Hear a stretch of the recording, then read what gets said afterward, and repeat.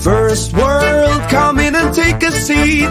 Pay us no attention, it's all conspiracy. We have satire and parody, some funny, some perverse. If none of it's offensive to you, you'd be the first. Hey, welcome back, everybody, to the Creative Cranium. Got some terrific guests tonight. I can't wait to get this show on the road. Guys, to start out here, we're going to talk a little bit about collectibles.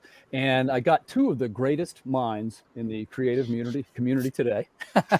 And I want to hear a little bit about what some of your favorite collectibles are and maybe how you try and tie it into your own product. So to start with, let's go right beneath me. We'll introduce ourselves and kind of tell us why you both might be known in the collectible community, because you both have two very different reasons. Steve, we'll start with you. Hi, I am Steve Ricketts. I am the creator of the comic Ripped. I am also I'm one of the founders of CBCS, Comic Book Certification Service. I've been in I've been with the company since it started, and I've played many roles there. Currently, I am the director of operations for pressing, and I've pretty much done everything in the building from front to the back.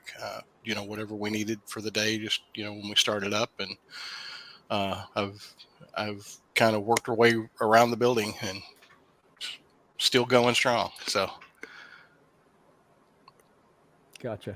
And Matt, how about you? Tell us a little bit about your collectible experience. Hey, how you doing? So I've been on both sides of it, but on two other sides than he's been on. So I guess we're like a 20-sided D&D die or something like that. A Hydra. We're a many-headed beast. Right. So, I'm a collector myself. I have a lot of different things that I personally collect. Garbage Pail Kids. I have Funko Pops of specific things. Like I've got all the Lord of the Rings and Hobbit Pops that have ever been made. Nice. A lot of baseball cards, football cards, Legos, things along that nature. Like I collect things that are fun for me. I don't always collect them because I have to get the most expensive thing because I'm going to go flip them or anything like that. I just, get them because I want them. But on the other side of things, being one half of In Symmetry Creations with the comics and the content that we create, we always like to have fun things in our Kickstarters that are going to have collectability to it. We've done Garbage Pail Kid homage covers. We've done foil covers, metal covers. We've done leather work. We like to do a lot of stuff that when people go to our campaigns, they're like, if I spend my money on this campaign, it's going to be worthwhile. We do spined books for almost all of our projects, so that way there's meat to what that project is. It's not just going to be, something where we're just trying to get money from people and just go and throw out the lowest budget thing we can. We want them to feel like there's a difference in what InSim actually produces. Yeah. And, Matt, I got to say, I'm one of your backers, too. And I definitely think that InSim has some of the coolest collectibles. And I follow some of them. And I love great homages, too. And we're coming to that. I'll just say myself, some of you guys know me. I'm Timothy Fling. I'm a writer. But I'm a collector, too, right? And I come by it honestly. My background to collectibles is, well, three things. First, I was a retail comic book owner comic book store owner back in 2010 or so. And that was for 5 years, maybe something like that. And then I worked with Mr. Steve Ricketts over at CBCS. That was a terrific time, by the way. I enjoyed that period of my life. And more recently, I was the general manager of a large auction house here in Pennsylvania, which I guess it's okay to say. We're on great terms. It was Hake's Auction House, which is like the #1 action figure collectible auction house. And, so that's a whole nother thing, is the action figures. But my question I want to ask you guys as creators, I'm a little bit of what you might call a trading card collector. And I like cards that are, maybe what some people would call off the beaten path. Like I have a couple of the serial killer cards, and I got the crime and punishment courtroom cards. I got a pretty cool milk and cheese set of trading cards. So I like the sort of offbeat stuff. Do you guys think that trading cards are still relevant today? And if so, how do you make them relevant to your customers? Steve, you take this one first. Well, in my first campaign for RIP #1, one of my stretch goals, well, I guess the stretch goal, was trading cards. And I had 3 levels of that. And after we unlocked all 3 of those, and after we got Whoop, there we go. Here, let me After put you we on the got solo. to a certain point, I would make them hollow foil, and we Sure, have yeah, hollow yeah, I foil. love that. Yeah, that's awesome looking. Yeah, man. and I mean, and here's the back. You know, Oh I yeah, kind show of the made back. them like a little Pokemon kind Yeah, of yeah, reminiscent of yeah, sure. a card game. But I mean, I work for CBCS, which is owned by Beckett, so we are full trading card grading company and everything. So, I have my hands involved in a lot of that stuff. So. Yeah, and hold that thought because I'm coming to that. We're going to do graded stuff too. That's coming around the corner. Oh, okay. Let's jump over to Matt. And one quick thing I'd like to say. Thanks, Matt Knowles, for coming on the show. As some of you know, Matt Kund had a thing he had to do and he had to drop out. Man, you can always count on Matt Knowles. So unfortunately, the graphic doesn't have his handsome face on it. But we're it's all good. It's all good. You got a Matt on there. You got a Matt on there. Yeah, right. We don't have to change the captions too much. But yeah, like I was saying before, you guys have some of the better collectibles, I would say, in Sim, including leather. Well, I appreciate even about the trading cards. In Sim, across our campaigns, I think the last count is 69 different trading cards that we've put out through our different series. We did like old school, the boxes with like the pack of 10. We did 3 sets of those. And then with our last campaign, we actually ended up with like 20 trading cards. It was 7 cards that were part of stretch goals. And then we did a set of 18. So if somebody wanted to add on additional cards, they could add on the rest of the set. And then our business cards right now are actually trading cards. So we have one of our variant covers on the front, and then the back side of it is our business card with a QR code. Oh. So when people ask us for a business card, we're literally giving them one of our trading cards. But yeah, we've done the same where we've got some of ours are hollow foil, some of them are standard cards, but we take those things seriously because, like you guys have said, you want those collectibles to be good. Right. Yeah, we actually had our artist for the last set. He did a set of like all the fronts of the cards are all unique art. Like he literally drew them. Who is your artist for the cards? It's Alessandro Ventura, who's the main internal artist for Heirs of Isildur and for the store we have coming up called I Am Keto. He actually did a full set of just the front art for the cards, so that way the card art was completely unique. It wasn't something that came off of a page in the story, which we've done before. We've all done, but we wanted something unique there for I Am Keto, which is a Far East fiction, which is the next project we're working on. Which is we say it's like Mad Max and or it's like Soul Calibur and Mortal Kombat meets Mad Max. He's done the same thing where we've got a whole set of new art for all the different trading cards that's going to be used so that way it's unique and it's fun. And even if you have the book, you want to get that because if you're a completionist, it's going to help to expand the story out. Right, exactly. And I'll just say in closing on that one, I'm a trading card fan. So the first thing is I'm a little bit biased. And I do think that the quality level that you get out of some of these trading cards is it's a significantly higher quality even than when we were kids, of course, right? Oh, yeah. Sure. Even to where if you would see a card like that today, like on the cardboard, it would be considered charming and sort of retro, right? Because I'll just give you a quick, for instance, what I mean. Like in my case, I got a, trying to keep it relevant, right?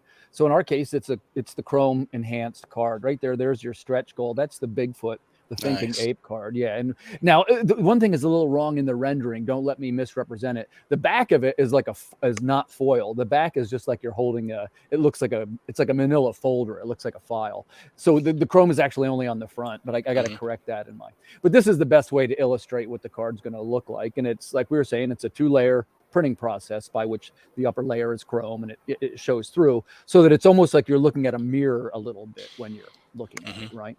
Mm-hmm. And the truth is you got to do something because the trading card market is filled with awesome looking cards. And I do think it's still relevant. And here's why I think that, because I do follow the collectible market a little bit. And when you talk about things like the graded cards and the graded books, that's like a barometer against the hobby, right? It's not always accurate. And look, we've been wrong about stuff 1,000 times. That's why we're not millionaires. But, I'm speaking for myself. I assume you two might be trading card millionaires. But, you can make quite a bit of money on these trading cards. And so that's why my next question is going to be jumping over to the graded products. First of all, do you do any graded trading cards? I haven't yet. And do you do graded comic books? That's something I started doing. And what do you think the potential is for graded comic book collectibles in your campaign? Steve, you first. Well, I, being an employee of CBCS, I didn't think that it would be a good idea for me to offer the, Look like bias. Look like bias, yeah, right? and we're not, so I didn't want Right. to offer 98 graded copies. So what I did in my campaign, because it was kind of a different, a touchy thing for me, I did offer my or not sponsors, my people, my Your backers. backers. Yeah, I'm sorry, my backers. I offered them the option to have their comics graded, and all they had to do was fill out an invoice for it, and I would hand deliver them to the office. And I had several of them take me up on that, and that way it kept my hands off of the grading. It just right. Yeah, but I mean, I love the option of offering graded product, but it does add time to the turnaround. I think in my situation, it helped because I didn't have to extend my turnaround. The turnaround came, from me just dropping it off and getting it graded. Steve, I'm going to jump in here. You know what I did this time? The guys all get a reader, right? And you have to charge a little bit more, but these are collectors, so you should be okay. What you do is you send them the reader when the book comes out, so they're still in on the Kickstarter release. Oh, yeah. And then it's like a thing that they wait for. Are you going to pay shipping twice? Yeah, you are. But it's better than having the guy wait for what could be 6 months. You're right, and I think I'll do that on my next one. And by the way, that was I didn't do that the first time. That's why I learned to do it this one. And I sold a couple. I got 2 or 3 already, so we'll see how that goes. Yeah, that was a good idea. Matt, let's jump over to you. Are you into the graded cards or graded books at all? So I'm not so much into the graded cards, but I will say this: one of the shows that we do some work with, the Spookala Festival. The guy who runs it, Ginge Gingerton, is very well tied in with some of the trading card games as well. And one of the guys, Mark Pingator, that used to do Garbage Pail Kids, has done some stuff for Spookala, and he did a Spookala branded trading card the last time we did a Spookala exclusive card, but Deej actually went out and got some of those trading cards, some of the Mark Pingators graded. And so we're like, we might do that. We've considered that for special cards like that. If we're doing a card specific to a show and we want to make sure there's a really cool version of it, we've thought about doing that. But the time frame that's involved in there is just tough for us, even though it's really cool to get the graded stuff. We had to deal with the insanity of getting vinyl records pressed and how it took us 9 months to get that. And so we still have some PTSD. I remember that, Matt. And if you don't mind, I'd like to take a second and just, are you in the mood to talk about that a little or not so much? Sure. Okay, because, if you guys don't know, so Matt is, this avid musician, and they got tons of great collectibles. But one of the things that I really like is the musical aspect of your projects, right? And because it's a little bit, we're musicians over here, and we try to do that also. And we kept saying, hey, we want to try to release this vinyl because it's something that we're passionate collectors. And you got things like these colored vinyls, and now you can there's different ways to press the image into the vinyl, blah, blah, blah. But you hear back from people that have done it, and there's nobody that goes, oh, yeah, this was smooth. They all have varying degrees of stories of why it wasn't too good. Matt, tell us a little bit about your vinyl pressing. So the second album we did for Heirs of Isildur is Heirs of Isildur versus Tales from Nocturnia, 5 songs for one of our titles, which on the record over it's 5 songs for another title. And when we got the original quote, they were like, yeah, we do, like you said, there's different kinds of pressing you can get done with the different colors. He's like, use these 2 because they're not ones that are as in demand. You can get onto those machines quicker. It's 11 to 14 weeks. We're like, hey, that's great, 11 to 14 weeks. So, we made sure in our Kickstarter campaign we had, here's the deliverable date for everything but the vinyl, and then over here is the deliverable date for the vinyl. We knew we needed to give them a huge amount of time, like August for the books and November for the records. And then so we're like, oh, we have tons of time built in. Then it turned to 14 to 18 weeks. Then they went from November to get them to January. Then the date we were supposed to get them pressed in January, he writes us and he's like, oh, yeah, it looks like it's going to be April now. And we're like, April? How does it go from January to April? So it was a 9-month time period from when we ordered them to when we actually received them. And from what we heard, that actually isn't that far. I mean, there's record labels that are getting them a year out. See, I've heard that too. I've even heard that that's fast.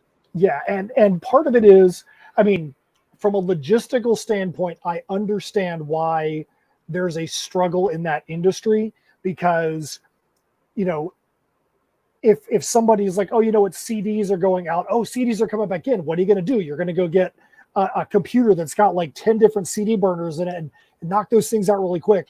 Nobody's got like millions of dollars of vinyl pressing stuff just sitting there. Oh, we got, you know, vinyl's back in, and we've got all these people known demand that are making collectible colored vinyl. You know, they just have to work with what they have, and the technology is not upgraded. And one of the things we also learned is that when you're doing these collectible colored vinyl, it's a very human manual process. So like there's a donut, which is like, say you get like, we got orange with green splatter. So you're getting like this orange donut, and there's like a bowl of green fruity pebbles. And they're literally taking this thing by hand and packing all the green fruity pebbles. Right, they're handcrafted. Sticking it on the press. Boom, there you go. So that's why they're all one of a kind, but it makes the process take forever. So unless, you know, we have some new music that we're working on, just some singles. And Steph and I just talked about it the other day, and she was like, we are not doing vinyl again. I don't care what it is, 7 inches, 12 inches, anything like that. And she's the vinyl collector, and she's like, I don't want to go through that crap anymore. Gotcha. Well, Matt, thanks for sharing that anecdote. Sure. And I did want to know, and by any chance, do either of you two know Ezra Gale? He did the music for Ear Goggles, and it has a comic with it, Ear Goggles. I do know the name. It's terrific. And Matt, by the way, you'd love this guy. His name's Ezra Gale. Yeah. Got to give him a shout out. And he was the other guy telling me a little bit about the challenges of vinyl and production. Because, you know, everything over here, buddy, we're all digital, soup to nuts. Like it's just the way we do it now. So let's jump over to variant covers. I know that for both of us, we're huge fans of variant covers. And we'll start with... let's do homages, because I know we all do homages. How do we choose them, and how did the customers take them? So, Steve, you go first. I know you had a cool homage on Ripped. How did you, out of all the, you know, there's so many great covers to choose from, right? How did you choose it, and how did your customers what do they think of it? Well, the first book that I did, I wanted to do an homage, and I really struggled at trying to figure out which cover it would be, and I wanted it to be something, you know, that was very popular. And I decided, one of the guys at work said, why don't you do an Action 1?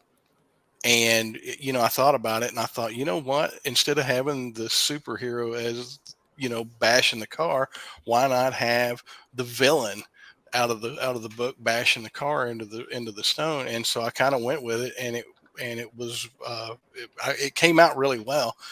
And then I was having a conversation one day with a friend of mine, Stuart Sager, and Stuart said, you know, Steve, he said, I'm not telling you what to do, but you probably should run a second variant, a third issue, or a third cover. And he said, because when I do that, my sales go up quite a bit. Yeah, it was how much you did? Was it 3, Steve? I did 3 covers. Okay. Yeah. Got it. And it was 2 variants of the base, you know, a base. So I thought, you know what, if I'm going to do an extra cover, I'm going to do one that means something to me that has never been done before that I know of, you know, and that's what I did. Let me pull it out. I know which one you're going to say here. Let me get you on solo layout. So comic collectors. This is really cool. Yeah. It's talk about picking an obscure one and a classic. So I did an LB Cole. It Cole. It is the cover for The Mask #2, and there you go. Kind of see it a little better there. Very nice. I decided that this cover was going to be for me, and you know, I thought, you know, if I sell some, that's great, but if I don't, that's great too. I don't care, because that one was kind of for me, and it came out really nicely, and it honestly it outsold the Action Comics. It did really well, and I was shocked.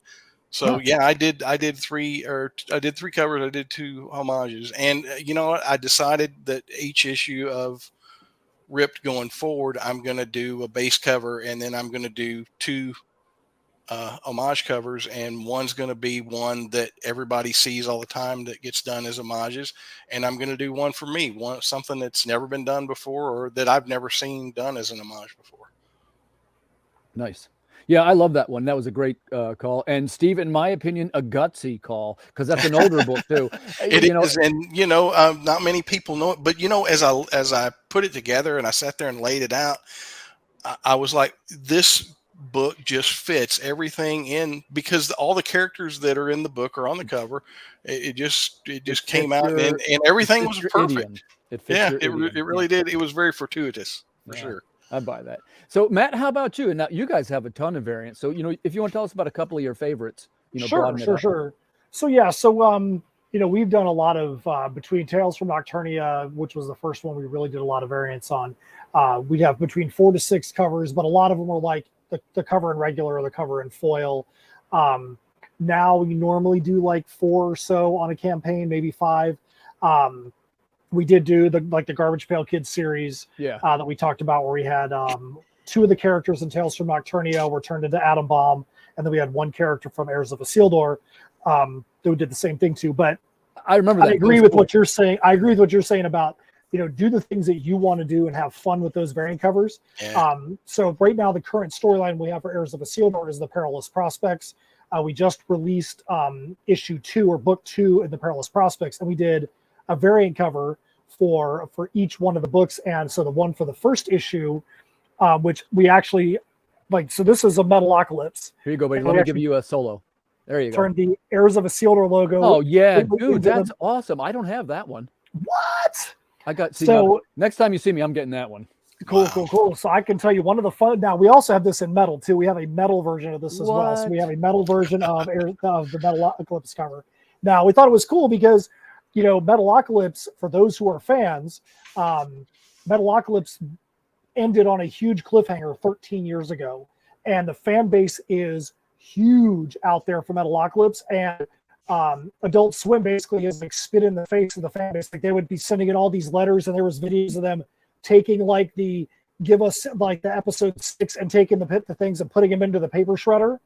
And somehow in the last month or so, they've now said there's a new Metalocalypse album. There's a new there's going to be a new tour because there's a live band that'll go play as Metalocalypse, and they're finally going to do the movie, which is season 6. And so we're like, how cool is that this was something that was kind of out of pop culture, and now we've got a cover for this thing that's now back in pop culture. Right. You're ahead of the curve, Matt. You're ahead of the curve. Yeah. So then for Heirs issue 2, for Perilous Prospects 2, we always, if we see something out there in pop culture, like that's the thing we want to do. So there's our there's our Stranger Things season 4 variant cover, but it's all of our characters, and then we did the same thing for the Heirs of Isildur logo into the Stranger Things logo. But we want things that are going to be pop culture relevant, but also things that we cool. Huge Metalocalypse fan of Stranger Things. So that's why we did those things. What are we going to do for the next ones? Who knows? Now for Misfits Clubhouse, which is on Scout, Scout had somebody do an homage cover for us, and they did a Calvin and Hobbes homage, so that was neat. So we actually have a Calvin and Hobbes homage, which people really gravitate towards when we do our live shows, and people that are in that audience, so they see Calvin and Hobbes automatically, they know it. We've had Dr. Seuss homages, all kinds of fun.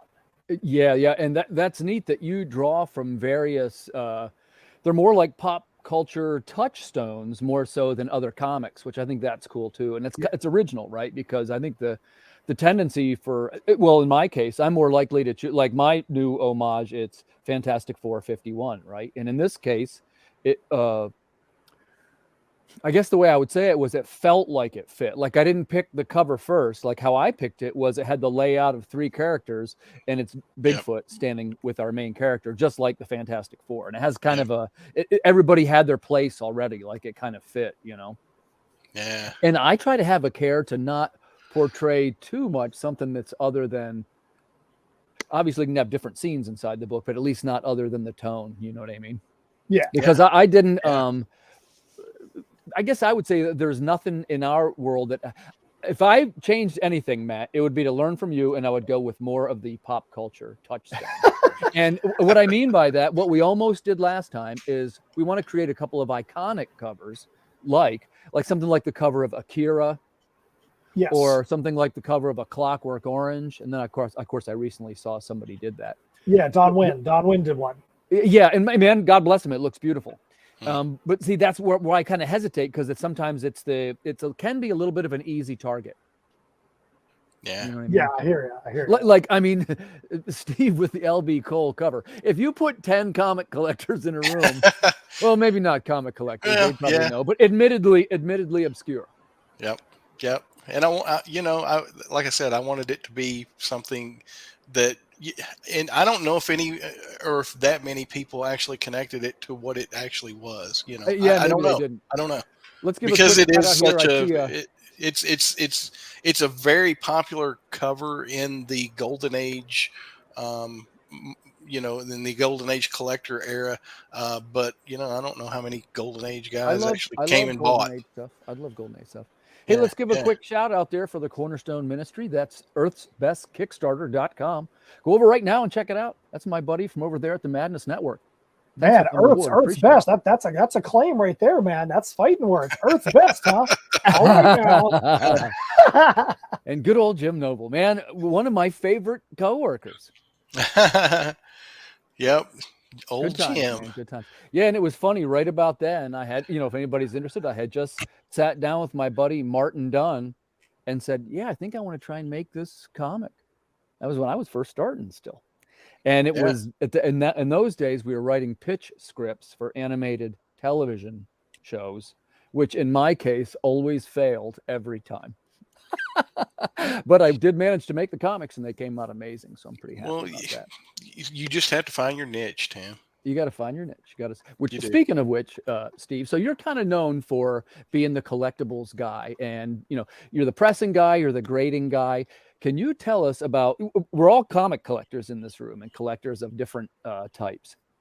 Steve, what is the key corner piece of your collection? Doesn't have to be the most valuable, just like your favorite.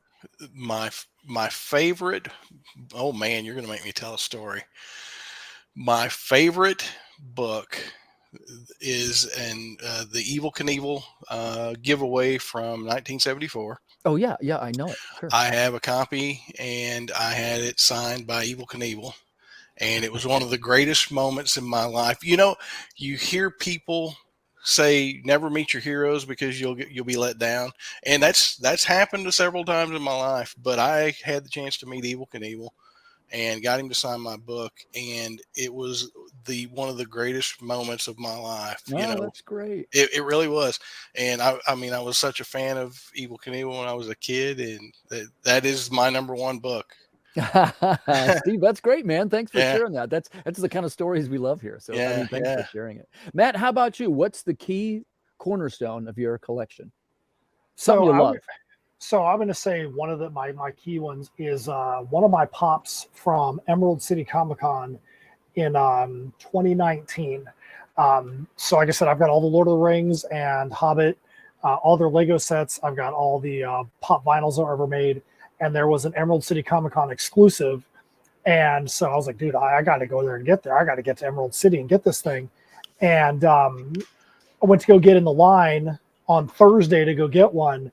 And the line was like 3 football fields long. And so there was no way I was going to get one. I'm like, man, this sucks. I'm like, I can't believe I'm going to miss out on this. I'm going to have this hole in my collection. And then I found out that they only put a certain number out each day. And so like there's a certain number each day that they put out, so that way somebody on Thursday wasn't going to have a better chance than somebody on Sunday. And so I think it was Friday, Steph and I stood in line for a couple hours, and I got my hands on one, and I literally had like tears in my eyes. I'm like, I waited for this stupid pop. Nice. That was your whole purpose for the trip, even. That's great, man. That's great. And the thrill of the hunt for the collector, there's nothing quite like it. And I have a bunch of different comics and things. And of course, as I said, I was a retailer for a while, and worked for a grading company for a while, and all these awesome things. So I do have some kind of neat things in my collection. But probably what my favorite is, what I would say I have love for, when I was a little kid, and I mean maybe 5 or 6 years old, I had picked up from one of my dad's rooms, it is a copy of Straight Arrow #4, which is this Western comic, and the story in it, the reason why I remember it, and I went and bought one so I'd have one. This is long since not the original anymore, but it's the two panels. Like the one panel, it's that he's an Indian. It's an Indian story, and he's grabbing the bow and he's pulling it. And then the next panel is the guy with the arrow through his hand going, ah, like he shot the gun out of the guy's hand. And I can remember being 6 years old and going, I just understood sequential art. Like it's what flicked that switch in my mind. Wow. And ever since then, I was fascinated with comics as a medium, and which, as you know, is so similar to all the, many different types of medium, including music, film. There's roots in comic storytelling in many different forms of media. Yeah. True. So all of us as collectors, we come by it sort of honestly, right? So let's change it up a little bit, right? Money's no object. I'll speak for myself first. I'm a comic book writer. As you know, we make incredible amounts of money. Extremely. We fund our own projects. Right. So I assume that's true for all of us. So let's say that I gave you $100,000 to buy a collectible item. And the only catch has to be, it can't be gold or silver or 401k, nothing like that. I'm talking about buying a Batmobile or Iron Maiden tour prop or something like that. What would you buy for $100,000, Steve Ricketts? Oh man, for $100,000. Oh, I don't know. I'm gonna punt. Let Matt answer, and let me think about this one for a minute. I've got to have a moment. Yeah, let's hear from Matt. What I would probably buy, I'm going to give you two wild ones here. I'm going to go, the first one I would say is there are some people out there that have made, like, I would obviously not to scale, but like, way larger scale versions of like the Battle of Helm's Deep out of Lego, where there's like 5 to 10,000 Urukai that are like literally Lego. Like I've got like the smaller version that I've built in my house, but like one that would literally take up like a whole bedroom. I would do something like that. Or like if I had to like spend it on something else, I might like buy the unadulterated RV from Breaking Bad. I don't need the blue meth in there, but just turn that into something that'd be worthwhile would be kind of cool. Yeah. You know what I might go for, and I've never collected any kind of musical memorabilia before, but if I was up to that $100,000 number, I might buy one of Eric Clapton's guitars. Or I guess $100,000 probably won't get you a Clapton, but it'd probably get you somebody pretty good. And I do have enough of a love of music and enough of a love of collecting to marry those two, but I've never done that. But I also might potentially, last night I was talking to Zach Howard, author and creator, and we were talking about muscle cars, and man, some of those cars from the late 60s, early 70s, 400 horsepower big barrel V8s, what's not to love? I'd love to have one of those. Yeah But I think given the choice, I'll do the music one. I've got one now, Tim. Lay it on me, Steve. I've got one. So what I would do is, for $100,000, I would buy a piece of Frank Frazetta original art, which would probably get me almost nothing for $100,000. No, but you get a good piece. You get a good piece. I think that you could get a decent piece, and if not, I think I'd go for a nice Bernie Wrightson piece. Yeah, I always recommend to my friends, you should follow Hakes.com over here in York. I'm a little biased because I used to work there, and I like those fellas, nice men and women that work there. But also, you can occasionally get some ringers. There's some good values, they get original comic book page art. They get they had all the Vampirella covers while I was there. It's like, what? Nice. And by the way, I don't know if you know this, but they're huge. They're as big as these things behind me. Yeah, they're bigger. They're as tall as a man. Those covers. Yeah. That's how big the artwork is. Yeah, I couldn't believe it. And some of those were, they were, 45, 50 grand, but they weren't Frank Frazetta or anything. Yeah. All right. So let's switch gears a little bit. We're roughly at the halfway point. I do want to talk to Matt about this Ranger Stranger.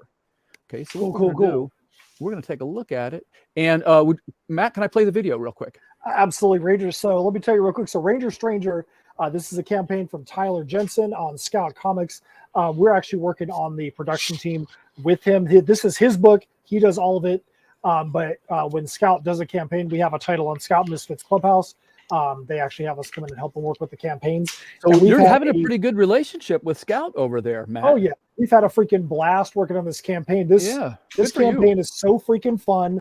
Tyler is such a creative guy. And when you see this video, my pitch for it is, if Archer was a deranged park ranger, then you have Ranger Stranger. So that's what this video basically shows. That sounds great. You want to take a listen? Hell yeah. All right, let's do it.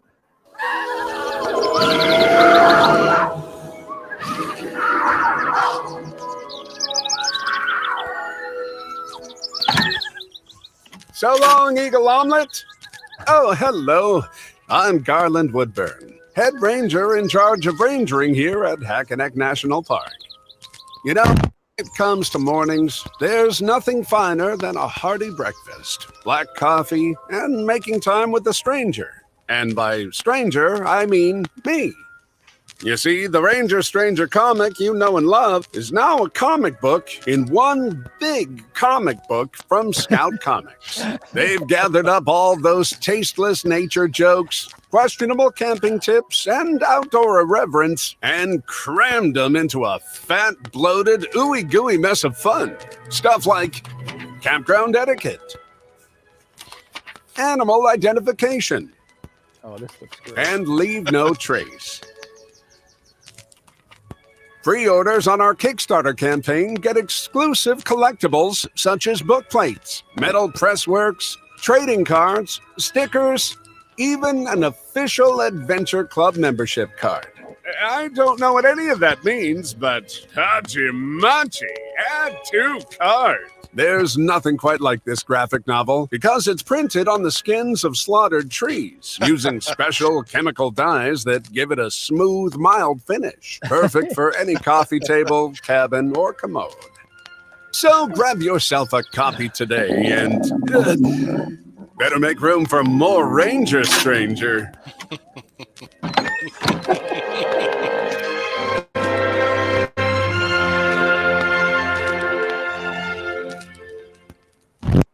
Wow, nice. Very So like I nice. say, Tyler is the mastermind behind all that. He crafts those videos, and like I said, one of the things that's really neat about that video is if you go into your dashboard and look at your stats, if you've got a video, a lot of time it'll tell you how many views there are and how many total views. People have gone all the way through the whole thing. Right. And I think 2 days into the campaign, his total views and views all the way through were only different by like 1. So like every person that had watched the video had watched it all the way through except 1, because it's a fun, ridiculous video. Like I said, that looks like Archer, but a park ranger. So That's cool. It looks great, man. It looks great. And so clarify this for us, Matt. So it's published by Scout. yes. And it's created by Tyler Jensen, who hopefully we're going to hear from a little bit in the next couple of days. Yeah, absolutely. All right, cool. Well, thanks for sharing that with us. Scout's the one who's printing it. Tyler's the creator. Everything is getting fulfilled through Scout. So Scout did the Stabity Bunny campaign. Scout's also doing this one. So all of the things they do, like the Pressworks plates, the 101 collectibles, the metal covers, the people have already unlocked the big fat sticker stack, which is like a half a dozen stickers.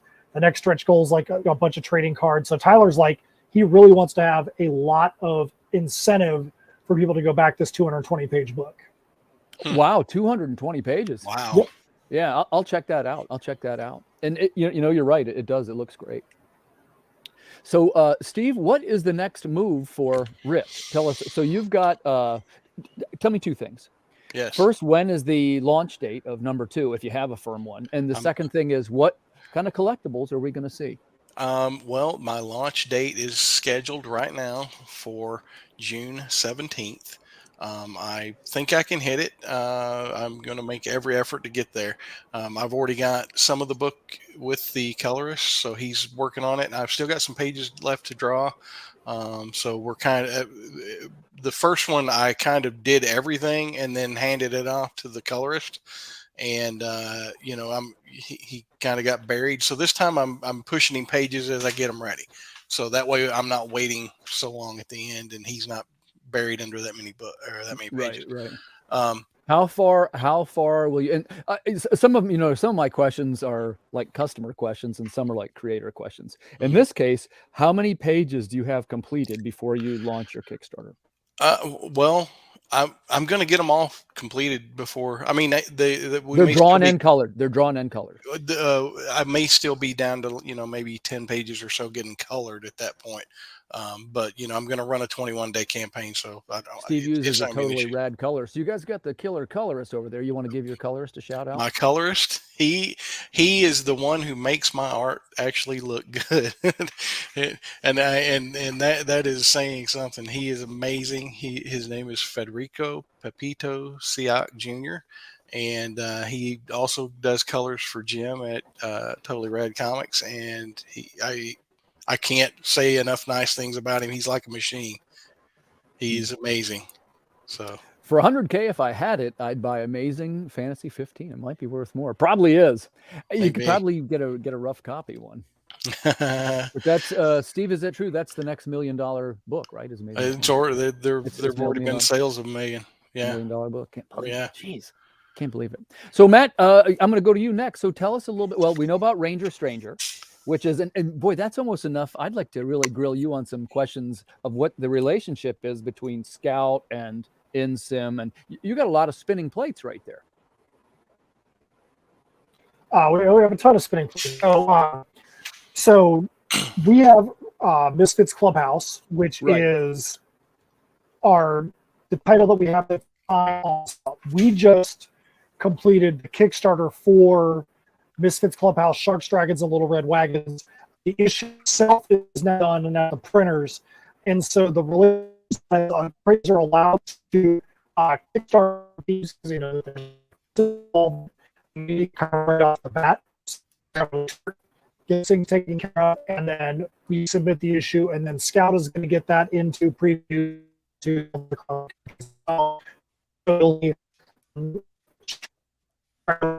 later on here. The next title that we are working on is called I Am Keto, which is a spin-off from Heirs of Isildur, Far East fantasy. Imagine Mortal Kombat and Soul Calibur meets Mad Max. Original, that was going to be just a small mini story that was going to be a part of the prospect. But as we started to into the story, we're like, so it's going to be a fictional. Matt, I think we might be having a little audio difficulty on it. Can you hear that, Steve? Yeah, he's having difficulty. Yeah, we can see you kind of, but you're not. Your audio's not coming through. Here, can you hear me now? Yeah, I can hear you. Maybe a little bit of a signal issue, something like that. No. The miracle of live broadcasting. So that kind of stuff happens once in a while. But I will, I'll jump in next. I guess the thing that I would say is that, well, and actually I didn't talk about it too much, so I probably should. This would be a good time for me to shout it out, right? Hey, I got a book too, man. That's going to be, we're going to be talking about Call of the Cryptid. It is a cryptid-based visual sci-fi adventure featuring the lush and evocative artwork of Erwin Arosa. And if you'd like to, we'll take a quick look at the video while Matt's getting situated.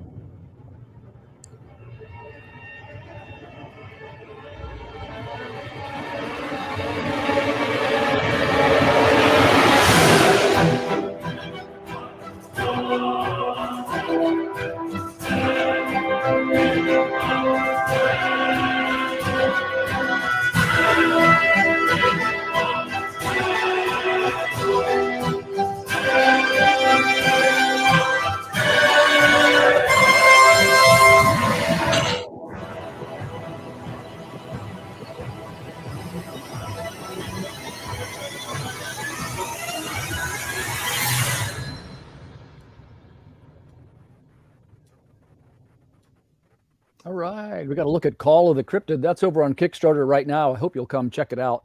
You know, more and more I seem to be drifting into the sci-fi territory, right? And I've decided to just lean into it. I don't know, Steve, if you remember, maybe Matt doesn't know. I used to write a robot comedy called Socket, and man, we love that book. And it's a terrific comic. I think it came out great. That was in the days before Kickstarter, though, and maybe it's partly the marketing. I had a quality team, but that was the book that didn't quite, didn't quite ring the bell for me. It seems like the other ones are doing much better. Yeah, and we got a slim chance at this might be my best Kickstarter. Good. Congratulations on that. Thanks, man. Thanks. It's good. It feels good to build it, and and by the way, I gotta mention, I'm real grateful for the support of the indie community, guys like Steve, guys like Matt, all the other publishers and podcasters and all the people on the network here. They've been great to me. I feel blessed. So thank you very much. I'm really very grateful. Yeah. My hope is that I'll be able to do this full time. And I'm actually getting kind of close. Awesome. That is awesome, Tam. Yeah, it's not too far now. It's definitely within striking distance. Good. So if people are on the fence about booking Call of the Cryptid, I can tell you that if you like aliens, UFOs, cryptids, and heavy metal, this is your book. It's trippy and weird. It has odd dialogue. There's a heavy metal band in it. I promise it's a ton of fun, and it comes with tons of great collectibles. Things like we got 2 chrome enhanced trading cards. We've got the wooden laser engraved carvings of the covers. We've got there's a black and white edition, it's super badass. If you like the old black and white comics of the 1970s from Marvel and Curtis, right, Steve? Yeah, awesome. It was awesome. Oh, yeah. And I find myself in the usual situation where I fell in, and I was like, every single person is way better than I am, right? Like the art's super good and the lettering's super good, man. And it's like, how does this keep happening, right? But now this will be spread across 4 issues. What I decided to do, and I'm kind of a little bit nervous about this, I'll tell you, because it's different for me. Remember, Water War stories are always self-contained. You can buy just the 1 issue and it's in there. And we've done 1 graphic novel, exactly 1. This is a series. It'll be 4 issues, right? Mm-hmm. And I'm going to release number 1 on Kickstarter as a floppy, then number 2 and 3, and then it'll be number 4 or the trade. So it'll be 3 steps to make this book. Yeah, and each time your things expand. Like it comes with the trading card set. It looks like we're going to get to the theme song. So if you want to hear a 1950s sci-fi heavy metal theme song, that's cool. It's going to be really cool. We started working on it already, and it's kind of framed along the lines of. You guys know what a theremin is, right? That weird. Absolutely. Yeah. It's gonna be a theremin melody that turns into a metal song. Nice. Yeah, so really looking forward to that. So you guys sure do know a lot about collectibles. It's great to sort of organize all the information that's in the room into what we could do as creators. So I would say for some progressive thinking, Steve, what advice would you give to an aspiring creator as far as what collectibles to offer?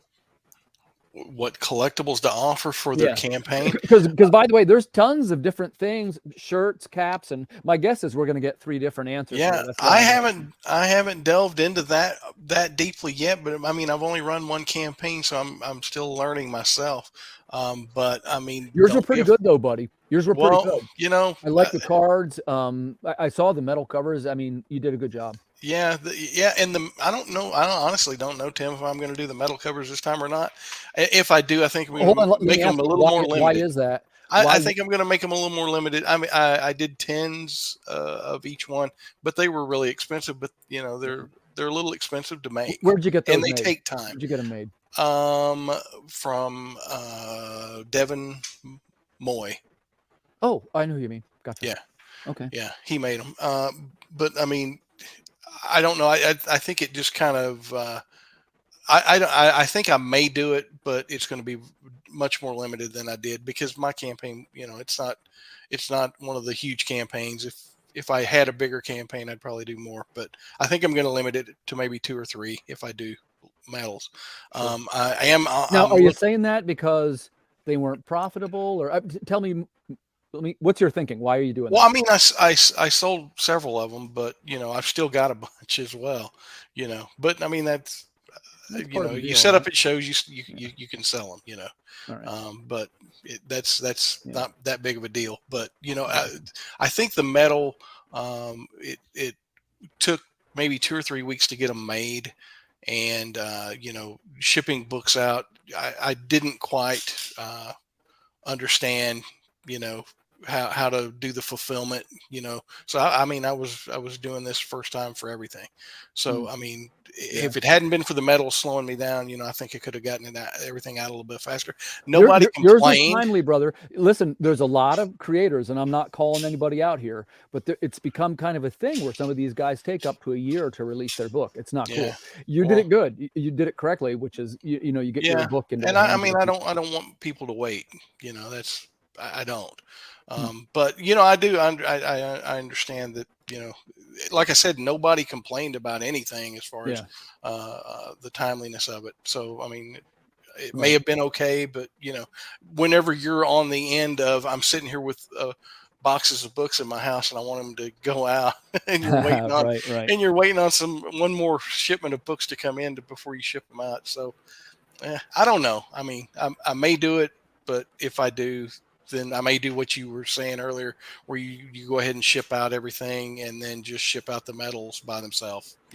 That may be the way to get around. It's a little bit less stressful, maybe. Yeah, and that may be what it is. Yeah. Well, I definitely want to hear from Matt on this question. I mean, you guys have one of the broadest selection of collectibles, and they're all very high quality ones too. What advice would you give to a collector, or excuse me, to a creator who is making their project? What collectibles should they offer?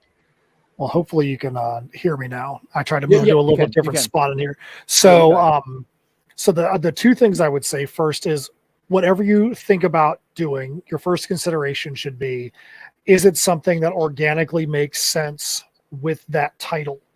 Like, there's no need for you to go have banners and pennants made that look like a sports team if it's something from the 1800s.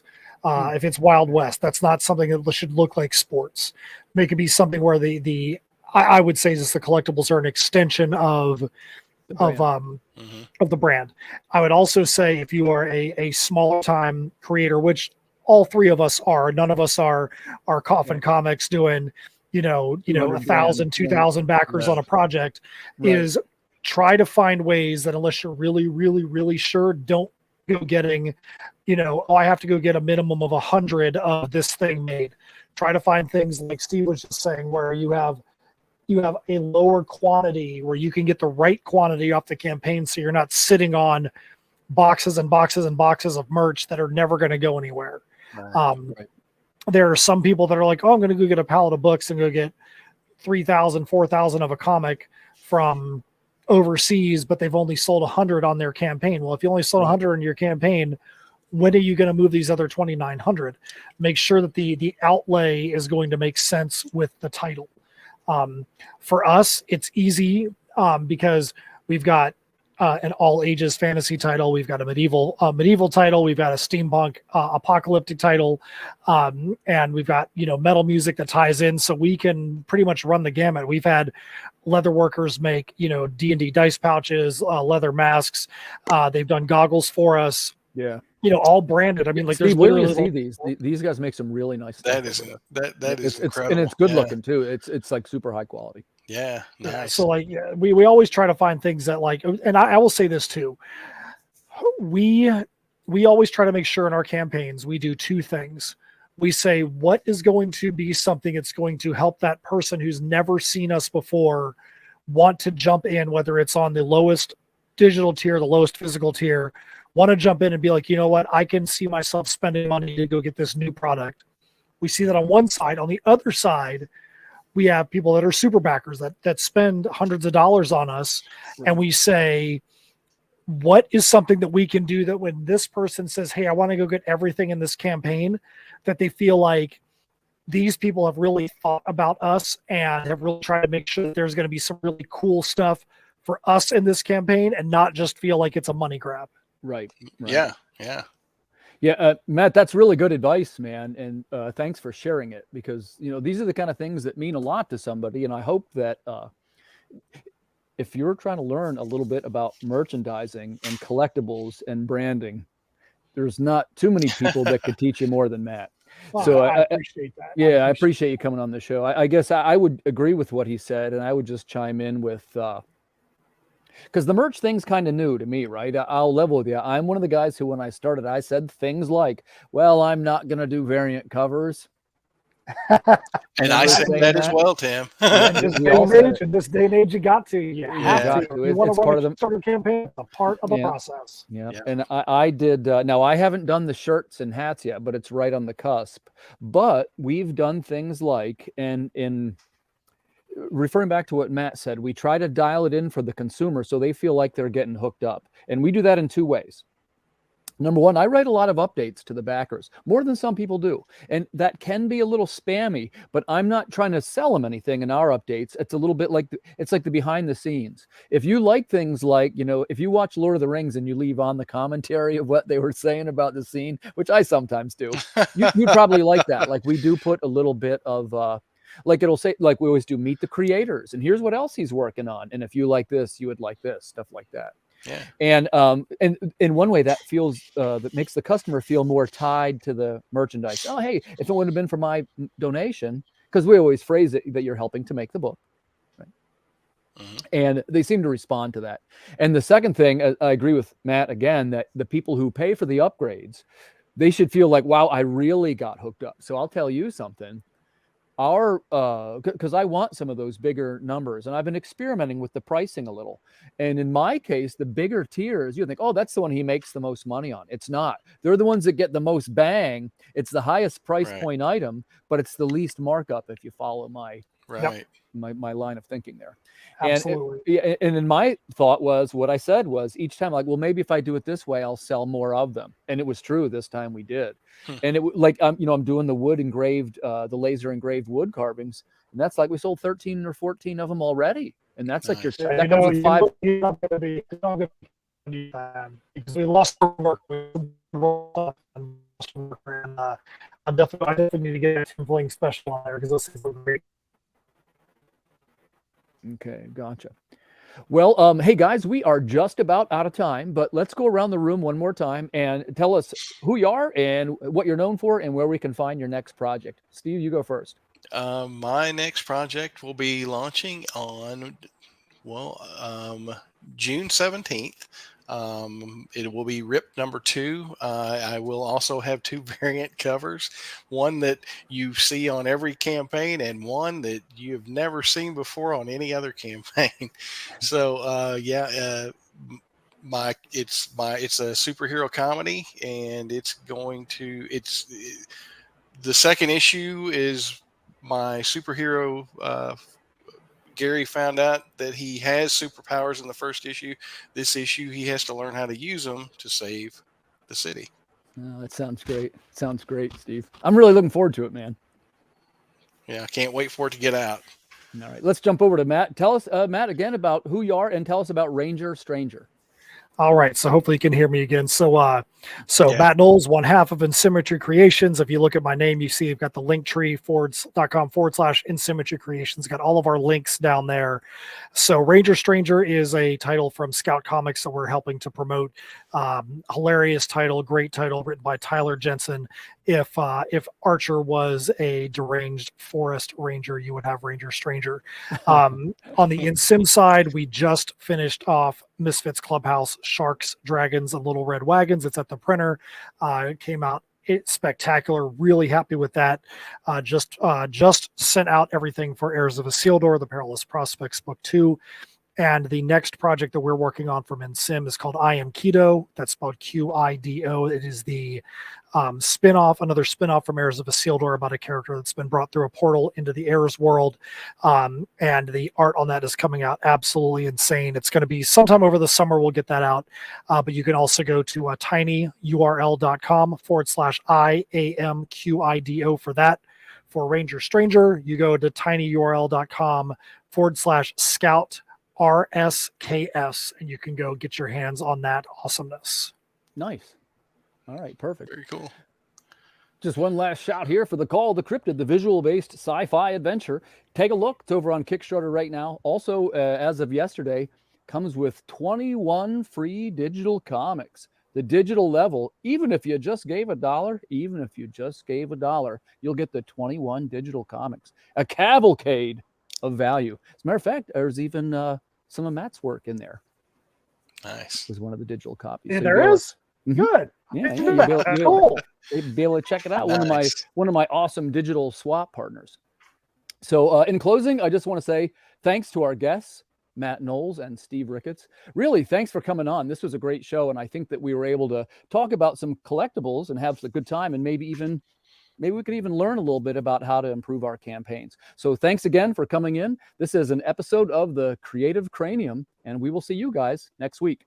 Good night, everybody. Thanks, Dan. Good. See you.